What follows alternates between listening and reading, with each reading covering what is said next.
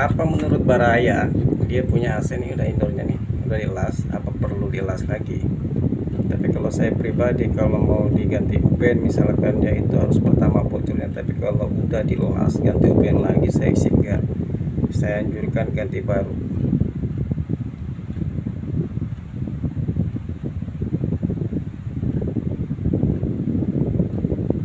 Ini udah ada elasan nih, sebelah kiri udah dielas semua nih ubennya nih.